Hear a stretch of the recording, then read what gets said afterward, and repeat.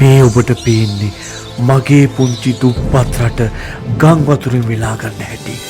ආර්ථිකයේ බිඳුවටම වැටිච්ච අපිට මේ උවදුර දරාගන්නේ කොහොමද? ඒත් මේකනම් හරි හැඟුම්බර අවස්ථාවක් බං. අපි හැම එකාම මොකක් හරි හින්දා බෙදිලා කුලල් කාගත්තේ උන්නේ බං. ඒත් බං දැන් තත්ත්වය වෙනස් වෙලා අපේ උන් මිනිස්සු වෙලා. මගේ රට ගැන මගේ මිනිස්සු ගැන හිතාගන්න බැරි තරම් ආදරයක් ඇති වෙන්නේ මේවා දකින්නකොට. ඇත්තටම මගේ රටේ මිනිස්සුන්ගේ ආදරය උතුරා යන හැටි අපි ලංකාවෙන් එළියේ ඈත රටක ඉඳලා කඳුළු හලහල බලන්න ඕනේ. මට හිතාගන්න බෑ බං මේ ආදරේ උතුරා යන හැටි, දෝරේ ගලන හැටි. මගේ රට ගොඩ දාගන්න හැම එකාම එකතු වෙලා අද වෙද්දි කොයිතරම් සතුටුද මේක නම් මට හිතාගන්න බෑ. මටත් එන්න තිබුණා නම් කියලා දහස්වර හිතෙනවා. කවදාවත් නොගිය පාරක පයින් ගිහිල්ලා පාරවල් සුද්ධ කරනවා. කවදාවත් දැකපු නැති මිනිස්සුන්ගේ ගෙවල් වලට ගිහිල්ලා මඩින් පිරිච්ච ඒ ගෙවල් පන දාගෙන සුද්ධ කරනවා. කවුරුවත් කියලා නෙමෙයිනේ බං. කවදාවත් දැකපු නැති නෑදෑයෙක් නොවෙච්ච, යාළුවෙක් මිතුරෙක් නොවෙච්ච, පවුලේ එවුන් නොවන කොහේදෝ යන මිනිස්සුන්ට මුන් එහෙම් පිටින්ම කුස්සි පිටින් උස්සන් ඇවිත් කන්න දෙන්න කෑමෝ වෙනවා. තමන්ගේ ගෙවල් දොරවල් එහෙම්මම ඇරලා දාලා උන් අනිත් එවුන්ව ජීවත් කරන්න ගිහිල්ලා. මේ බලපන් මචං මේක මේ මිනිස්සුන්ට කන්න දෙන්න එක ගෙදරකින් එවලා තියෙන හාල් මල්ලක්. බලපංකො මේක ඇතුලේ හාල් හුණ්ඩුවත් එක්කම ගෙනෙල්ලා දීලානේ මුන්. ඒ කියන්නේ බං උන්ට කන්න තියෙන හාල් මල්ල එහෙම්මම උස්සන් ඇවිත් ගෙනෙල්ලා දීලා. මේ තමයි අපේ උන්. ලෝකෙ කොහෙවත් මම දැකලා අහලා නෑ බං මේ වගේ උන්.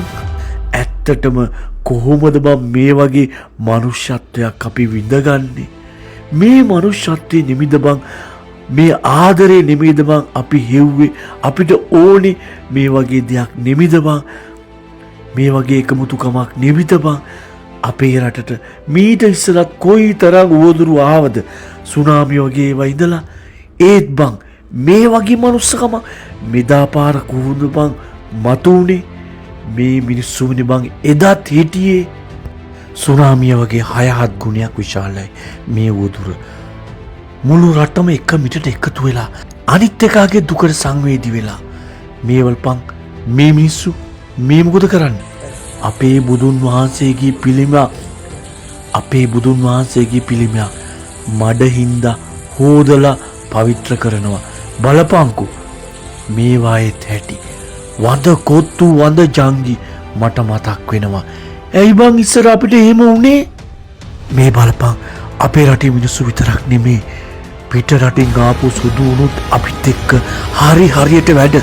මට මතකයි ඉස්සර අපේ රටට ආපු සුදු ගෑනුම දූෂණය කරපු දේශපාලඥයොත් හිටියා. ඒවා දැන් ඉවරයි. කාටත් නීතිය පොදුයි.